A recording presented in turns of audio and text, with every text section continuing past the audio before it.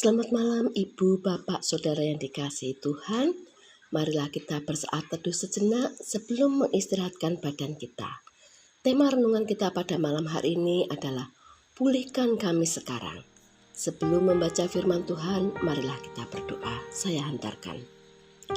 Bapa yang Maha Kasih, Allah yang mengetahui segala pergumulan hidup kami, bahkan apa yang tidak terucap dan jauh tersembunyi di dalam hati kami, Engkau pun mengetahui. Dengan segala kerendahan hati dan penuh ucap syukur, kami berdoa. Bukalah mata hati dan telinga kami untuk kebenaran-kebenaran firman-Mu. Berilah hikmat marifat-Mu agar kami boleh mengerti setiap firman yang hendak kami dengar. Dalam nama Tuhan Yesus Kristus, Juru Selamat kami yang sejati, kami berdoa. Amin. Bapak, Ibu, Saudara yang dikasihi Tuhan, sebagai dasar renungan kita pada malam hari ini, kita akan membaca firman Tuhan dari Mazmur pasal 122. Mazmur pasal 122, demikian firman Tuhan. Doa sejahtera untuk Yerusalem. Nyanyian ziarah Daud. Aku bersukacita ketika dikatakan orang kepadaku, mari kita pergi ke rumah Tuhan. Sekarang kaki kami berdiri di pintu gerbangmu, hai Yerusalem. Hai Yerusalem yang telah didirikan sebagai kota yang bersambung rapat. Kemana suku-suku berziarah, yakni suku-suku Tuhan, untuk bersyukur kepada nama Tuhan sesuai dengan peraturan bagi Israel. Sebab di sanalah ditaruh kursi-kursi pengadilan, kursi-kursi milik keluarga Raja Daud. Berdoalah untuk kesejahteraan Yerusalem. Biarlah orang-orang yang mencintaimu mendapat sentosa. Biarlah kesejahteraan ada di lingkungan tembokmu dan sentosa di dalam purimu.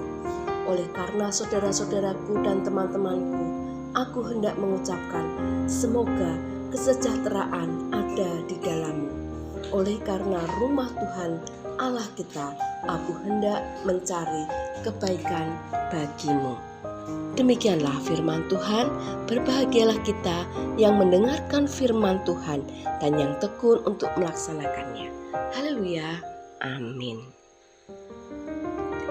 Bapak, Ibu, Saudara-saudara yang dikasihi Tuhan, Yerusalem adalah salah satu kota tertua di dunia dan menjadi rebutan sejak ribuan tahun lalu hingga sekarang. Salah satu faktor penyebab kota ini menjadi rebutan adalah karena Yerusalem diklaim sebagai kota suci bagi 4 agama besar di dunia, yaitu Islam, Yahudi, Kristen Protestan, dan Kristen Katolik.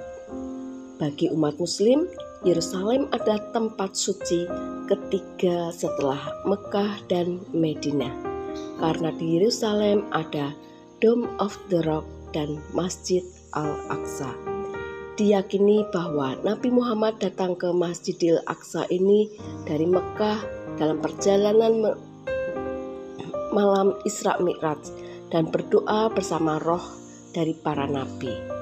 Dan di Dome of the Rock atau Kubah As-Sakrah diyakini umat Islam sebagai tempat bertolak Nabi Muhammad menuju surga dalam peristiwa Isra Mi'raj. Bagi agama Yahudi, Yerusalem adalah kota suci karena itu adalah tempat di mana Abraham mempersembahkan putranya Ishak kepada Tuhan. Dan di Yerusalem ada tabut Allah, di mana di situ ada 2 loh batu berisi 10 perintah Allah atau sola scriptura, ada mana, yaitu sola gracia, dan ada tongkat tabut atau sola fide. Dan bagi umat Kristen Protestan dan umat Kristen Katolik, Yerusalem adalah kota suci bersejarah karena disitulah perjalanan sejarah pelayanan Tuhan Yesus, dan ada jalan Via Dolorosa, yaitu jalan yang dilalui Tuhan Yesus menuju penyalipan, kematian, dan kebangkitannya. Itulah kenapa selama ribuan tahun hingga sekarang Yerusalem menjadi rebutan.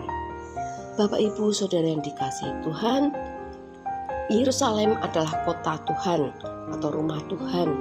Penting sekali bagi kita mendoakan Yerusalem supaya ada damai sukacita. Kota ini selalu ada konflik. Kapan kota ini akan damai? Nanti, setelah kedatangan Yesus yang kedua kali. Kita ingat, ketika Yesus disalibkan, Pilatus berkata bahwa orang ini tidak bersalah sama sekali. Aku tidak mau menanggung darah orang ini. Namun, orang Israel berkata, biarkan kami beserta anak keturunan kami yang menanggung darah orang ini. Ini adalah kalimat kutuk, sehingga bangsa Yahudi selalu mengalami pertumpahan darah. Itulah kenapa penting bagi kita mendoakan kota Yerusalem supaya tetap dalam pemeliharaan Tuhan, supaya ada damai sejahtera dan sukacita dari Allah. Di dalam Mazmur 122 ayat 6 dan 7 disampaikan, siapa yang memberkati rumah Tuhan, maka ia akan diberkati Tuhan. Bapak, Ibu, Saudara yang terkasih, itu adalah firman Tuhan. Itu adalah janji Tuhan. Ketika kita memberkati Yerusalem, maka kita akan diberkati Tuhan. Kita berdoa agar tempat itu tetap dalam pemeliharaan Tuhan. Nah, Yerusalem dalam kehidupan kita adalah rumah tangga kita, lingkungan di mana kita tinggal, lingkungan di mana kita bekerja, dan kota di mana kita tinggal. Karena itu, mari kita berdoa bagi rumah tangga kita, berdoa bagi lingkungan tempat tinggal kita, berdoa bagi tempat kerja kita, dan berdoa bagi kota di mana kita tinggal, supaya ada kesejahteraan di rumah tangga kita, ada kesejahteraan di lingkungan kita tinggal, ada kesejahteraan di tempat kita bekerja, dan ada kesejahteraan di kota kita tinggal, serta ada sukacita dari Tuhan di dalam hidup kita. Mungkin saat ini rumah tangga kita sedang dalam pergumulan, mungkin tempat kita bekerja sedang mengalami kesulitan, dan saat ini bangsa kita baru mau bangkit dari keterpurukan sebagai dampak pandemi COVID-19. Mari kita berdoa dan perkatakan, sejahteralah Yerusalem, sejahteralah negeriku, kotaku, sejahteralah tempat kerjaku, sekolahku, rumah tanggaku, dan biarlah Tuhan memulihkan semuanya. Biarlah damai sejahtera dan sukacita dari Allah senantiasa ada pada kita sekalian. Tuhan memberkati kita. Amin. Mari kita berdoa. Bapa di surga, kami mau memberkati Yerusalem, kota di mana Tuhan Yesus disambut, dieluk-elukan sekaligus melalui Via Dolorosa menuju penyaliban, kematian, dan kebangkitan. Biarlah Yerusalem tetap dalam pemeliharaan-Mu.